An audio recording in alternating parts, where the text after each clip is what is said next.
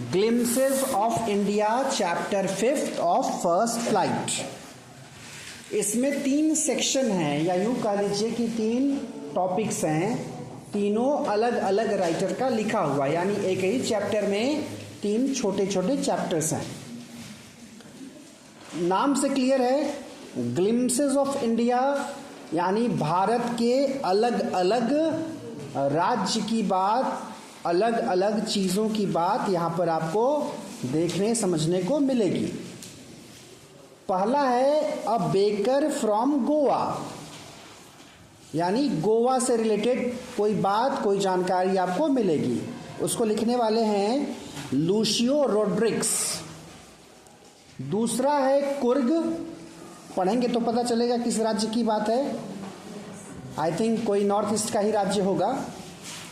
तीसरा है T from Assam, तो कुर्ग को लिखने वाले हैं लोकेश एब्रल, और टी फ्रॉम असम जो है वो असम की बात है, वहाँ की चाय पत्ती के उत्पादन से जुड़ी बातें हैं। इसको लिखने वाले हैं अरूप कुमार दत्ता। तो आज हम पढ़ेंगे a baker from Goa. Baker क्या होता है? बेकरी शब्द जानते होंगे आप लोग, वो जगह जहाँ पर केक वगैरह तैयार किया जाता है, दूध के सामान, केक, पावरोटी।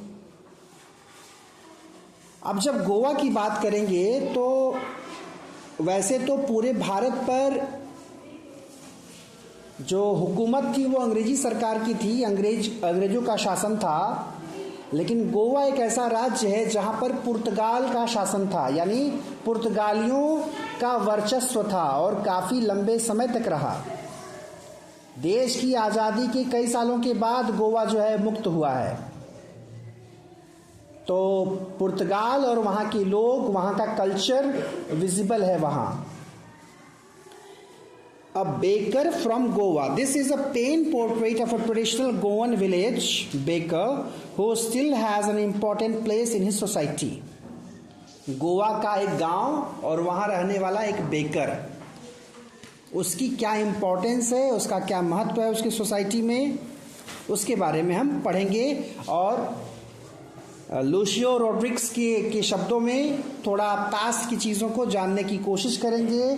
समय के साथ कल्चर कैसे बदला, चीज़ें कैसे बदली हैं, लोगों की मेंटालिटी, लोगों के तौर तरीके कैसे बदले हैं।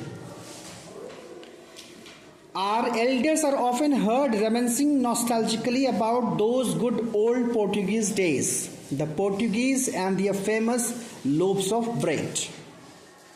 नॉर्मली बड़े बूढ़े पुराने दिनों की याद में बड़े परेशान रहते हैं, नॉस्टैल्जिक हो जाते हैं, पुराने दिन उन्हें याद आते हैं। तो गोवा के जो बुजुर्ग हैं उन्हें पोर्टुगीज़ वाले डेज याद आते हैं। और लोव्स ऑफ ब्रेड, ब्रेड के जो टुकड़े या जो ब्रेड्स बिका करते थे उनके बारे में वो सोचा करते हैं। Those eaters of loaves might have vanished, but the makers are still there. तो कोई एक पर्टिकुलर चीज़ खाने का चलन होता है अलग अलग जगहों पर, जैसे ही बात करेंगे बड़ा पाव की, तुरंत याद आ जाएगी महाराष्ट्र की, मुंबई की। लिट्टी चोखा की बात करेंगे तो बिहार की बात आएगी। ये बात अलग है कि हम बिहार से सटे हुए जिलों से हैं तो हम तक भी उसकी पहुंच बखूबी है। तो कह रहा है कि खाने वाले कम हो गए लेकिन बनाने वाले अभी भी हैं। We still have amongst us the mixers, the molders and those who bake the loaves. अब इसमें भी अलग अलग काम करने वाले लोग हुआ करते थे। कुछ का काम मिक्सिंग करने का था, कुछ का काम मोल्ड करने का था, और कुछ का काम बेक करने का था। अलग अलग काम के लिए अलग अलग लोग थोड़े स्किल्ड होते हैं।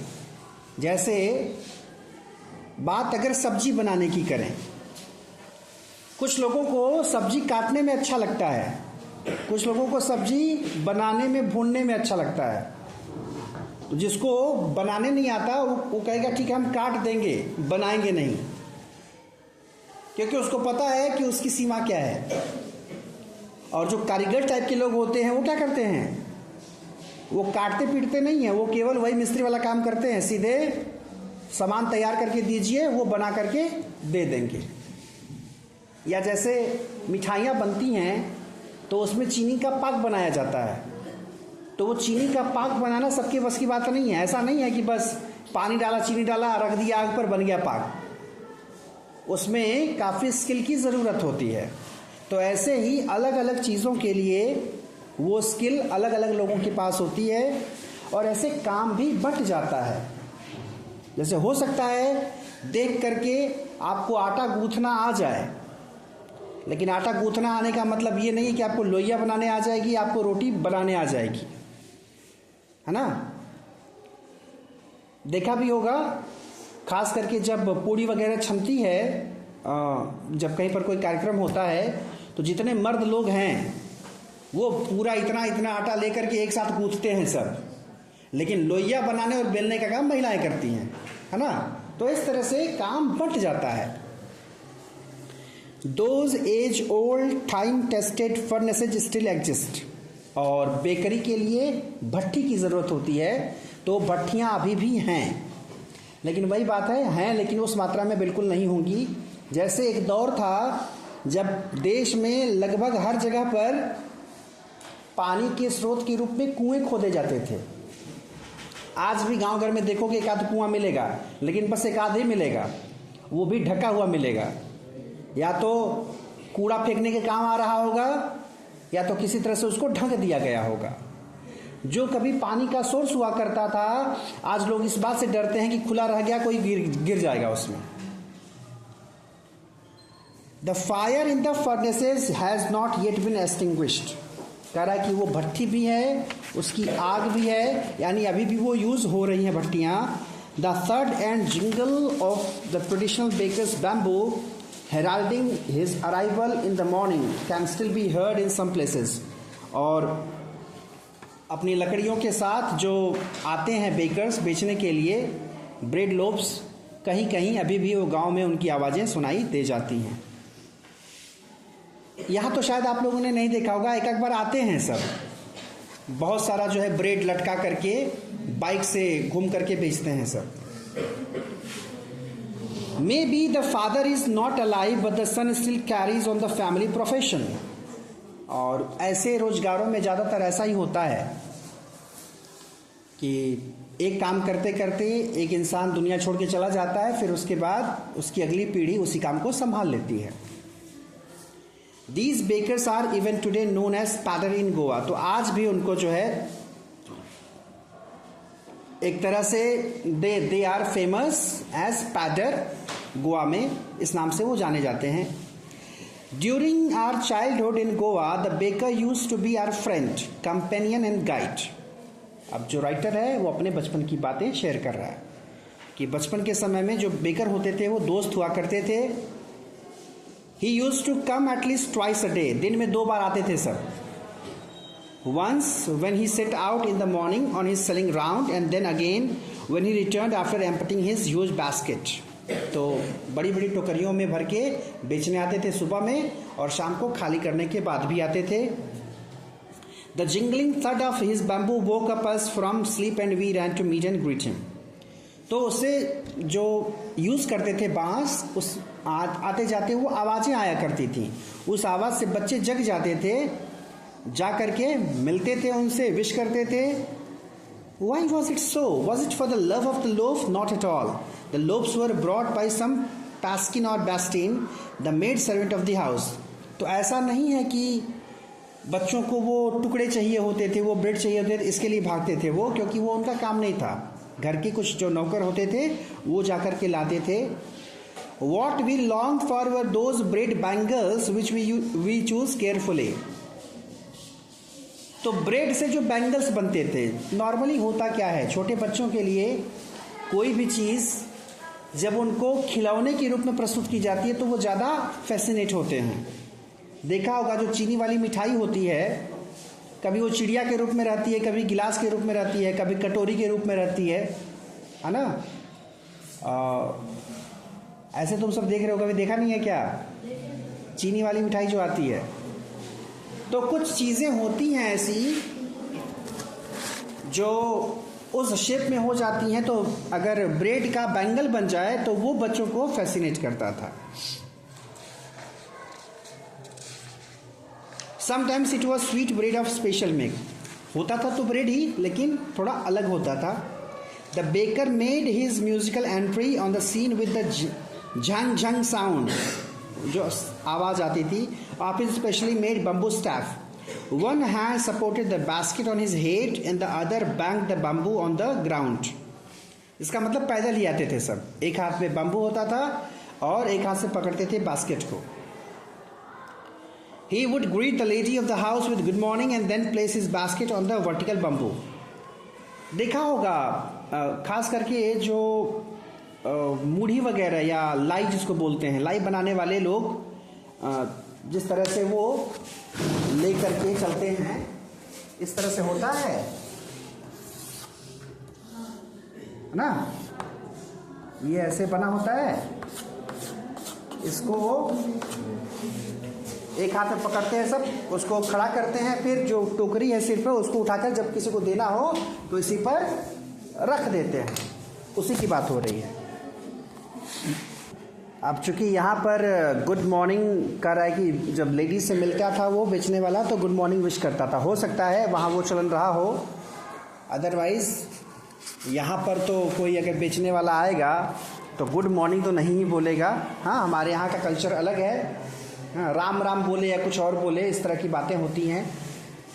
क्या बोलते हैं यहाँ पर लोग मिलने पर? हाँ, We kids would be pushed aside with a mild rebuke and the loaves would be delivered to the servant। और जब बड़ों के सामने बच्चे आ जाते थे लोब्स वाले के पास, बेकर के पास, तो उनको डांट के भगा दिया जाता था और जो नौकर होते थे वो जाकर के लाते थे।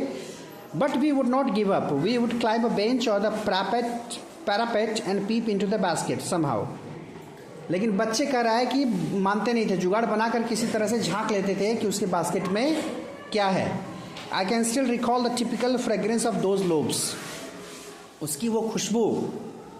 अब जैसे लोगों का क्या एक्सपीरियंस है बचपन का, हमें खुशबू किसकी मिली?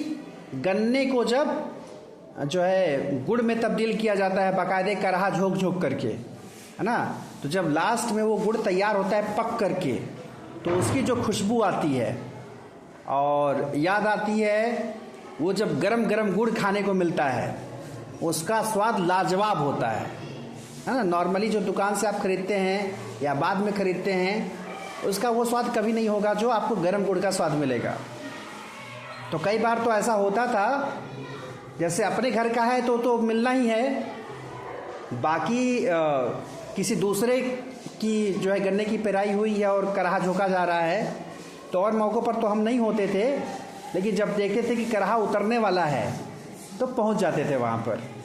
और ख़ास करके जब गुड़ निकालने के बाद उसकी कुछ खुरचन बचती थी, जैसे कभी दूध भूजोगे तो खोआ निकलने के बाद उसकी कुछ खुरचन बचती है नीचे, तो वो खाने बड़ा मज़ा आता है।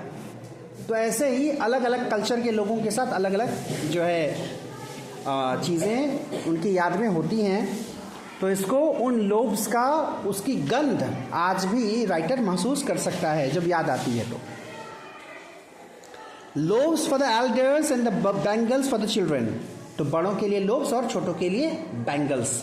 तो बैंगल्स चूड़ियाँ, तो चूड़ी नहीं थी, वो उसी का गोल गोल जो है बच्चों के लायक होता था। Then we did not even care to brush our teeth और वॉश आवर माउथ प्रॉपरली। तो उस समय जब बच्चों को ये मिलता था तो ब्रश करना है कि मुंह धुलना है ये याद नहीं रहता था। Why should be, who would take the trouble of plucking the mango leaf for the tooth brush. कह रहा है कौन लोड लेने जाए जाकर कि आम का जो है डंठल तोड़ेगा ब्रश करने के लिए। Why was it necessary at all, the tiger never brush his teeth. और ये हमारे गांव घर में भी ये बात कहते हैं लोग, जो फूहड़ किस्म के लोग होते हैं जो बिना दातुन मंजन किए कुछ खा लेते हैं, जब कहा जाता है का हो दतुनिया कैला, तो उत्तर सामने से यही आता है शेर कभी दातुन नहीं करता। Hot T could wash and clean up everything so nicely after all. और क्या लॉजिक है कि अरे कुछ होगा भी दांत में तो गर्म चाय पी लेंगे, उसके साथ साफ हो जाएगा।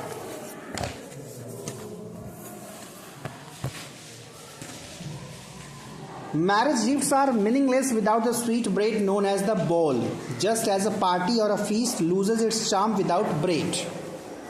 ये वहाँ के कल्चर में है। जैसे आज इधर का कल्चर ऐसा है कि कोई आदमी बड़ा आदमी तभी कहलाएगा जब सामने वाले की खातिरदारी केवल पूरी सब्जी से न करे। जब तक नॉनवेज की व्यवस्था वो नहीं करता तब तक वो बड़ा आदमी कंसीडर नहीं किया जाता। तो वैसे वहाँ पर वहाँ की पार्टीज में क्या होता था, मीठा ब्रेड जिसको बोल कहा जाता था वो ज़रूर होता था, और कोई भी पार्टी या कोई भी आयोजन बिना ब्रेड के नहीं होता था। ये चीज़ें होती हैं हर जगह के कल्चर में। जो चीज़ उपलब्ध होती है उसको कल्चर का हिस्सा बना दिया जाता है, और उसी बहाने आप उसको क्या करते हैं, कंजर्व करते हैं, प्रिजर्व करते हैं, बचाते हैं, है ना। जैसे अलग अलग आयोजनों पर आप देखते हैं कि अलग ढंग से चीज़ें बनती हैं। कुछ पर्टिकुलर चीज़ होती है जो बहुत ज़रूरी मानी जाती है, या यूँ कह लें वो चीज़ उस समय अवेलेबल होती है, इसलिए उसको कल्चर में शामिल कर लिया जाता है। जैसे शिवरात्रि में कुछ चढ़े न चढ़े बेर जरूर चढ़ती है। कृष्ण जन्माष्टमी में तो ऐसा कुछ नहीं है, क्योंकि उस समय बेर होती ही नहीं है। तो जिस समय जो चीज़ अवेलेबल होती है उसको उसके कल्चर में जोड़ दिया जाता है। Not enough can be said to show how important a baker can be for a village. कह रहा ये बताना बड़ा मुश्किल है, या कह ले कि ये इतना ही इनफ है समझने के लिए कि गांव में क्या महत्व था उनका बेकर्स का। The lady of the house must prepare sandwiches on the occasion of her daughter's engagement. देखो, चूंकि उनके खान पान में शामिल है पूरी तरह से ब्रेड, तो जब एंगेजमेंट होती थी बच्चियों की तो उसमें सैंडविच बनता था उसका। केक्स एंड बोलिनशाज are a must for Christmas as well as other festivals. चूँकि पोर्टुगीज पीपल का वहाँ पर प्रभाव था, तो वहाँ के कल्चर में वो है, ज़्यादातर लोग क्रिश्चियंस हैं, तो ऑब्वियस है कि क्रिसमस मनाएंगे, और क्रिसमस में बिना केक्स और बोलिनशाज, ये भी एक आइटम है खाने वाला, इसके बिना क्रिसमस अधूरा हुआ करता था। जैसे अगर बात करें ईद की, तो ईद बिना सेवई के अधूरा माना जाएगा। मतलब कुछ पर्टिकुलर व्यंजन हैं एकदम वो जुड़ गए हैं अलग अलग कल्चर में, अलग अलग फेस्टिवल में। जैसे दिवाली की शाम को कौन सी सब्जी बनती है, गोल गोल ओल बनता है, ओल या सूरन, है ना। मकर संक्रांति के दिन कौन सा आइटम बनता है, खिचड़ी बनती है। वो खिचड़ी कैसी होती है, केवल चावल दाल वाली, मटर गोभी आलू, क्योंकि ये सारे आइटम अवेलेबल होते हैं। आलू तो मान लो 12 महीना रहता है, मटर 12 महीना उपलब्ध नहीं होती है ना। तो ऐसे ही जो चीज़ जब उपलब्ध होती है उसको उस समय आइटम में जोड़ दिया जाता है। तो केवल बताया मत करो सब, कभी कभी खिला भी दिया करो, क्योंकि ज्ञान तो है अपने पास। Thus, the presence of the baker's furnace in the village is absolutely essential। और इसलिए कह रहा है कि हर गांव में एक बेकर की भट्टी का होना जरूरी होता है। जरूरत वाली बात है। जैसे गांव घर में गेहूं लोग पिसवा करके खाते हैं, यही कल्चर में है। शहर में दोनों है, तो इसलिए शहर में पैकेट में मिलता है आटा का, छोटा पैकेट बड़ा पैकेट में मिलता है। तो मैं एक बार घर गया था तो लगा कि घर पर आटा समय पर उपलब्ध नहीं है। मेरे दिमाग में आया इमरजेंसी में 2 किलो आटा ले लें क्या दुकान से। फिर याद आया मैं तो गांव में हूँ, तो दिमाग में ये आया कि गांव में हूँ इसका मतलब यहाँ पर आटा जरूर बिकता नहीं होगा दुकान पर, आटा चक्की पर मिल जाएगा। तो मैंने पता किया कि क्या यहाँ पर दुकान पर आटा मिलता है, तो पता चला बिल्कुल नहीं। आप लोग भी जहाँ रहते हैं आसपास की दुकान में आटा नहीं मिलता होगा, मिलता है? शहर बन गया है तुम्हारा गांव, तो हाँ इसीलिए यही रीज़न होगा। जहाँ आटा चक्की आसपास होगी वहाँ जो है शहर को छोड़ दो तो वहाँ आटा आपको दुकान पे नहीं मिलेगा। तो चूंकि वो ज़रूरत है तो वो आपको, अब जैसे आटा चक्की की बात करें, कुछ गांव में एक भी नहीं है, कुछ गांव में 10-10 आटा चक्की हैं। तो जिस गांव में इतनी आटा चक्कियाँ होंगी ऑब्वियस है कि वहाँ पर ज़रूरत है भी नहीं। और इस तरह की बातें कई बार आपको याद दिलाती हैं कि हर बार चीज़ें, अगर आपको लगे कि आपके पास पैसा उपलब्ध है तो आप सब खरीद लेंगे, आप सब व्यवस्था कर लेंगे, नहीं होता।